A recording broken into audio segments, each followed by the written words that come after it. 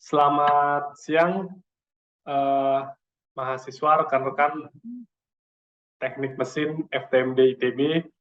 Perkenalkan, nama saya Arif Sugiarto. Saya biasa dipanggil di kampus Sugi. Saya angkatan teknik mesin angkatan 2009 masuk kuliah 1. Lalu kemudian lulus tahun 2013 sidangnya dan wisuda April 2014. Kemudian setelah lulus, saya melanjutkan program magister di ITB juga, masuk tahun 2014 dan lulus 2016. Selama program magister, saya berkesempatan juga selama 6 bulan melakukan riset di Hokkaido University, lebih tepatnya di Laboratory of Biomechanical Design.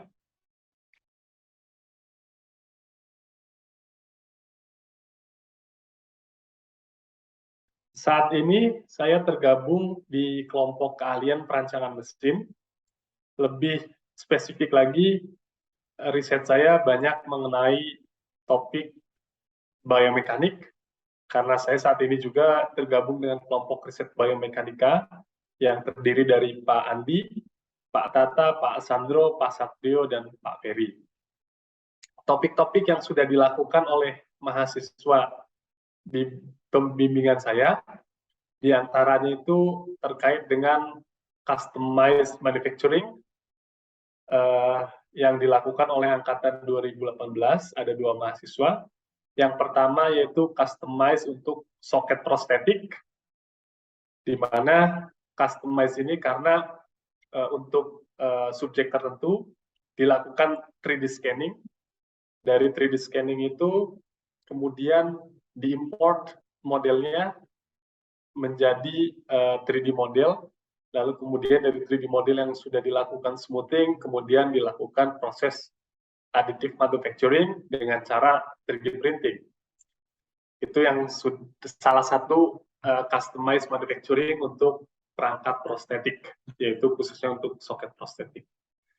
Selain itu juga ada satu lagi mahasiswa angkatan 2018 yang kopembimbing oleh saya, yaitu terkait dengan customize untuk insole sepatu, di mana spesifik subjek tertentu dilakukan scanning juga, hal yang sama, untuk melihat 3D model dari kaki yang ada, lalu kemudian dibuat customize sole sepatu, di mana insole sepatu itu kemudian dilakukan proses 3D printing. Yang menariknya, bahan yang digunakan itu adalah campuran antara plastik dengan rubber atau karet. Itu mungkin beberapa kopembimbing yang saat ini sudah berjalan.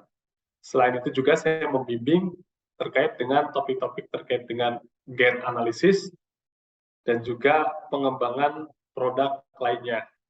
Seperti misalnya alat bantu rehabilitasi medis, dan juga menjadi kopembimbing dengan Pak Pandi dan Pak Sandro untuk soft robot.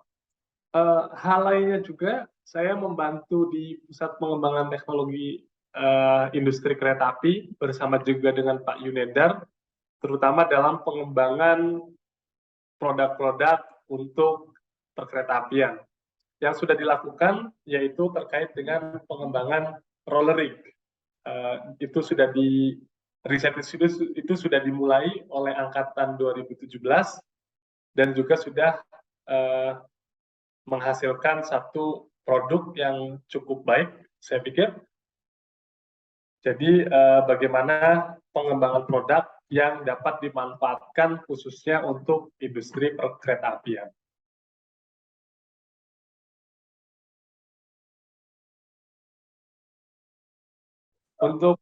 Untuk visi riset ke depan, mulai tahun ini saya sedang mengembangkan compliant mechanism. Mungkin ini terdengar baru ya untuk rekan-rekan mahasiswa semuanya dengan istilah compliant mechanism. Tapi jangan khawatir, karena sebetulnya ini adalah hal yang menarik dan dapat dikatakan masih berkembang di dunia teknik mesin. compliant mechanism itu adalah diartikan sebagai mekanisme tanpa sambungan. Nah, apa artinya? Kalau bisa lihat di layar kalian ya, ini sebuah mekanisme bistable mechanism yang menggunakan prinsip compliant mechanism. Kalau Anda perhatikan di sini tidak ada sambungan, tapi kalau kita perhatikan bagian tengah batang ini, kita beri force atau gaya, dia dapat bergerak. Jadi sebagai pengganti sambungan di sini menggunakan sebuah batang yang tipis.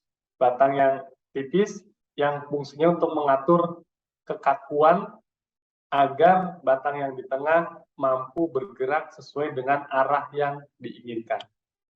Jadi bagaimana mengatur input force untuk mengatur output force ke arah mana dan besarnya berapa dengan mengandalkan sambungan-sambungan compliant mechanism di sini. Oke, itu gambaran dasarnya terkait compliant mechanism. Mungkin rekan-rekan mahasiswa bertanya, lalu aplikasinya bagaimana, Pak? Nah, aplikasi itu dapat digunakan di berbagai macam kehidupan sehari-hari. Nanti topik yang saya akan tawarkan yaitu bagaimana compliant mechanism dapat diaplikasikan di dunia medical devices atau digunakan untuk pengembangan perangkat-perangkat medis. Oke, jadi sangat menarik nanti pengembangannya dengan mengambil topik compliant mechanism untuk pengembangan khususnya perangkat medis. Nanti rekan-rekan mahasiswa bisa mengeksplor dengan menggunakan software kinematic or dynamic analysis, ya, nanti bisa menggunakan contohnya seperti Simpeg atau Adams, atau juga dapat menggunakan software finite element untuk menganalisis seberapa kuat struktur nantinya yang akan dikembangkan. Jadi itu dari sisi design and modeling. Ya. Jadi pertama dengan topik compliant mechanism, nanti rekan-rekan mahasiswa bisa melakukan design and modeling. Yang kedua adalah dari sisi manufacturing. Kalau kita balik lagi ke model yang sederhana ini, oke, dengan part yang sangat tipis dan ini single part atau satu komponen utuh, maka cara manufaktur atau cara membuatnya juga menjadi tantangan, yaitu bagaimana memanfaatkan additive manufacturing, khususnya dengan 3D printing, kita melakukan proses manufaktur untuk perangkat rehabilitasi medis atau perangkat medis, kebutuhan medis dengan cara 3D printing. Jadi itu topik yang kedua, bagaimana memanufaktur peralatan medis dengan berbasis compliant mechanism. Itu yang kedua. Yang ketiga adalah dari sisi mathematical modeling. Oke.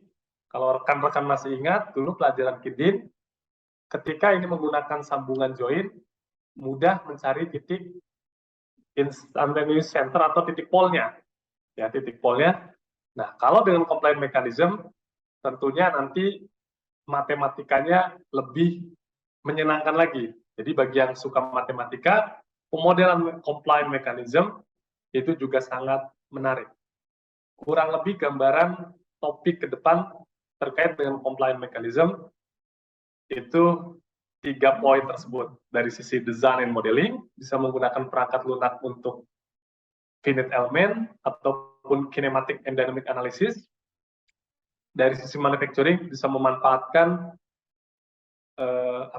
3D printing ya untuk additive manufacturing, dan dari sisi nanti mathematical modeling juga sangat berkembang dan mungkin untuk dikembangkan bahkan untuk sampai menjadi topik lanjutan topik S2 Anda bagi yang tertarik.